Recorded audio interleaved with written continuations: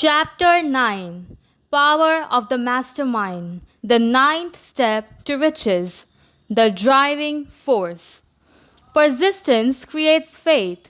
From faith comes power, and power is essential for success in the accumulation of money. Plans alone are inert and useless without sufficient power to translate them into action. This chapter will describe the method by which an individual may attain and apply power. Power may be defined as organized and intelligently directed knowledge. Power, as the term is here used, refers to organized effort sufficient to enable an individual to transmute desire into its monetary equivalent. Organized effort is produced through the coordination of effort of two or more people who work toward a definite end in a spirit of harmony. Power is required for the accumulation of money. Power is necessary for the retention of money after it has been accumulated. Let us ascertain how power may be acquired. If power is organized knowledge, let us examine the three major sources of knowledge. First, infinite intelligence. This source of knowledge may be contacted with the aid of creative imagination through the procedure described in Chapter 5. Accumulated experience. The accumulated experience of civilization, or that portion of it which has been organized and recorded, may be found in any well-equipped public library.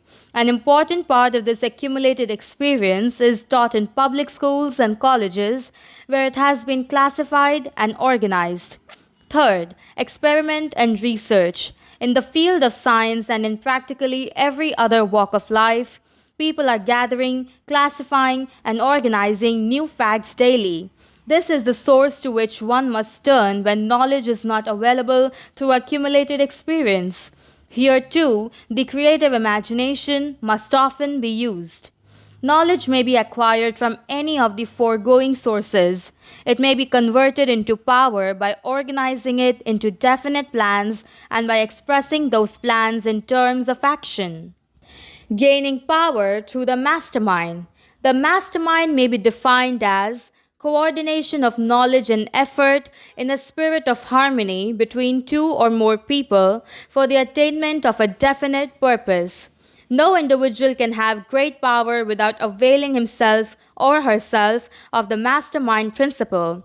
In Chapter 1, instructions were given for the creation of plans for the purpose of translating desire into its monetary equivalent. If you carry out these instructions with persistence and intelligence and use discrimination in the selection of your mastermind group, your objective will have been halfway reached even before you begin to recognize it. So you may better understand the intangible potentialities of power available to you through a properly chosen mastermind group. I will here explain the two characteristics of the mastermind principle, one of which is economic in nature and the other psychic. The economic feature is obvious. Economic advantages may be created by any person who surrounds himself or herself with the advice, counsel, and personal cooperation of a group of people who are willingly to lend wholehearted aid in a spirit of perfect harmony. This form of cooperative alliance has been the basis of nearly every great fortune. Your understanding of this great truth may definitely determine your financial status. The psychic phase of the mastermind principle is much more abstract, much more difficult to comprehend, because it has reference to the spiritual forces with which the human race as a whole is not well acquainted. You may catch a significant suggestion from this statement. No two minds ever come together without, thereby creating a third, invisible, intangible force which may be likened a third mind. Keep in mind the fact that there are only two known substances in the whole universe, energy and matter. It is a well-known fact that matter may be broken down into units of molecules, atoms, protons, neutrons, and electrons. There are units of matter which may be isolated, separated, and analyzed. Likewise, there are units of energy. The human mind is a form of energy, a part of it being spiritual in nature. When the minds of two people are coordinated in a spirit of harmony, the spiritual units of energy of each mind form an affinity, which constitutes the psychic phase of the mastermind. The mastermind principle, or rather, the economic feature of it, was first called to my attention by Andrew Carnegie back during the earliest years of my research. Discovery of this part of the principle was responsible for the choice of my life's work. Mr. Carnegie's mastermind group consisted of a staff of approximately 50 individuals with whom he surrounded himself for the definite purpose of manufacturing and marketing steel. He attributed his entire fortune to the power he accumulated through his mastermind. Analyze the record of anyone who has accumulated a great fortune and many who have accumulated modest fortunes, and you will find that they have either consciously or unconsciously employed the mastermind principle. Great power can be accumulated through no other principle. Energy is nature's universal set of building blocks out of which she constructs every material thing in the universe, including human beings and every form of animal and vegetable life. Through a process which only nature completely understands, she translates energy into matter.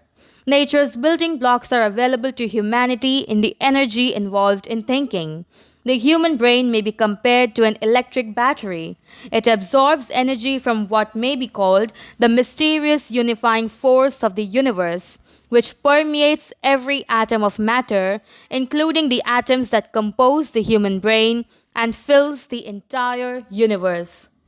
It is a well known fact that a group of electric batteries will provide more energy than a single battery. It is also a well known fact that an individual battery will provide energy in proportion to the number and capacity of the cells it contains. The brain functions in a similar fashion.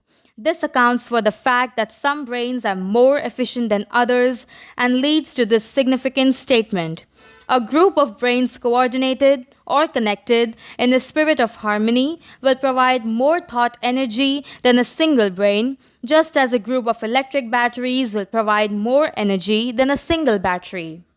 Through this metaphor, it becomes immediately obvious that the mastermind principle holds the secret of the power wielded by people who surround themselves with the minds of other capable individuals. There follows now another statement which will lead still nearer to an understanding of the psychic phase of the mastermind principle. When a group of individual brains are coordinated and function in harmony, the increased energy created through that alliance becomes available to every individual brain in the group. Henry Ford began his business career under the handicap of poverty, illiteracy, and ignorance. Within the inconceivably short period of 10 years, Mr. Ford mastered these three handicaps, and within 25 years, he made himself one of the richest people in America. Connect with those facts the additional knowledge that Mr. Ford's most rapid strides became noticeable from the time he became a personal friend of Thomas A. Edison, and you will begin to understand what the influence of one mind upon another can accomplish. Go a step further and consider the fact that Mr. Ford's most outstanding achievements began from the time that he formed the acquaintances of Harvey Firestone, John Burroughs, and Luther Burbank, each an individual of great intellectual capacity, and you will have further evidence that power may be produced through a friendly alliance of minds. There is little, if any, doubt that Henry Ford was one of the best informed leaders of the business and industrial world of his time. The question of his wealth needs no discussion.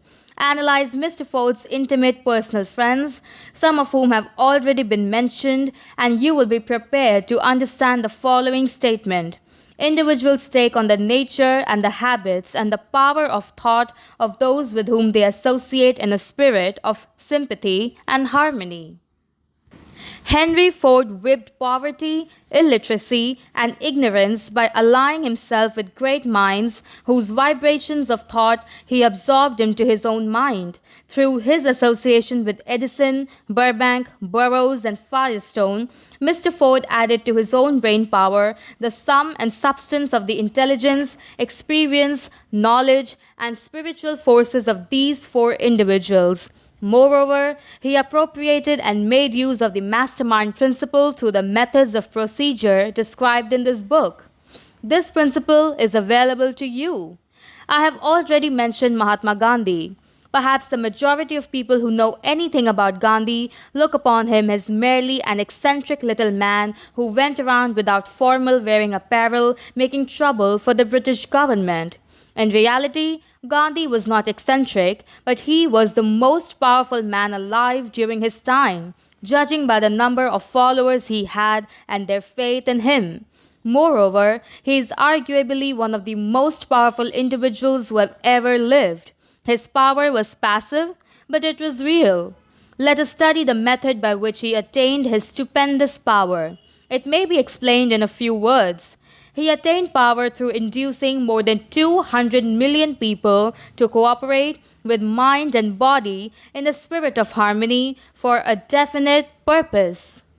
In brief, Gandhi accomplished a miracle, for it is a miracle when 200 million people can be induced, not forced, to cooperate in a spirit of harmony for a limitless time. If you doubt that this is a miracle, try to induce any two persons to cooperate in a spirit of harmony for any length of time. Every individual who manages a business knows what a difficult matter it is to get employees to work together in a spirit even remotely resembling harmony. The list of the chief sources from which power may be attained is headed and has been shown by infinite intelligence. When two or more people coordinate in a spirit of harmony and work toward a definite objective, they place themselves in a position through that alliance to absorb power directly from the great universal storehouse of infinite intelligence. This is the greatest of all sources of power. It is the source to which the genius turns. It is the source to which every great leader turns, whether consciously or not. The other two major sources from which the knowledge necessary for the accumulation of power may be obtained, accumulated experience and experiment and research, are no more reliable than the five human senses. The senses are not always reliable. However, infinite intelligence does not err. In subsequent chapters, the methods by which infinite intelligence may be most readily contacted will be adequately described. This book is not a course on religion. No fundamental principle described in this book should be interpreted as being intended to interfere either directly or indirectly with any person's religious habits. This book is confined primarily to instructing the reader how to transmute the definite purpose of desire for money into its monetary equivalent. Read, think, and meditate as you read. Soon the entire subject will unfold and you will see it in perspective. For now, you are seeing the detail of the individual chapters. Money is shy and elusive. It must be wooed and won by methods not unlike those used by the determined lover in pursuit of the beloved. And coincidental as it is, the power used in wooing of money is not greatly different from that used in wooing a person. That power, when successfully used in the pursuit of money, must be mixed with faith. It must be mixed with desire. It must be mixed with persistence. It must be applied through a plan, and that plan must be set into action. When money comes in quantities known as the big money, it flows to the one who accumulates it as easily as water flows downhill. There exists in life a great unseen stream of power which may be compared to a river, except that one side flows in one direction, carrying all who get into that side of the stream onward and upward to wealth, and while the other side flows in the opposite direction, carrying all who are unfortunate enough to get into it and not able to extricate themselves from it, downstream to misery and poverty. Every person who has accumulated a great fortune has recognized the existence of this stream of life. It consists of one's thinking process. The positive emotions of thought form the side of the stream which carries one to fortune. The negative emotions form the side which carries one down to poverty. Understanding that you yourself can control where you will be in this stream of life is of stupendous importance to the person who is following this book with the object of accumulating a fortune, for such understanding leads to the recognition that anybody can wish for riches, and most people do, but only a few know that a definite plan plus a burning desire for wealth are the only dependable means of accumulating wealth. If you find yourself on the side of the stream of life which leads to poverty, understand that you have within you the power to propel yourself over to the other side of the stream. Your oar is the philosophy and the principles set forth in this book. They can serve you only through application and use. Merely reading and passing judgment on these principles, either one way or another, will in no way benefit you. You must take your oar in hand and act. Some people undergo the experience of alternating between the positive and negative sides of the stream, being at times on the positive side and at times on the negative side. Recent economic hard times have swept millions of people from the positive to the negative side of the stream. These millions are struggling, some of them in desperation and fear, to get back to the positive side of the stream. This book was written specially for those millions. Poverty and riches often change places. Rapidly changing economic conditions have taught the world this truth, although many people may not long remember the lesson. Poverty may, and generally does, voluntarily take the place of riches. When riches take the place of poverty, the change is usually brought about through well conceived and carefully executed plans. Poverty needs no plan. It needs no one to aid it because it is bold and ruthless. Riches are shy and timid. They have to be attracted. But they will rarely be attracted and retained until one learns first to tap the power of the mastermind and then proceed to understand the 10th step to riches, which involves the mystery of sex transmutation.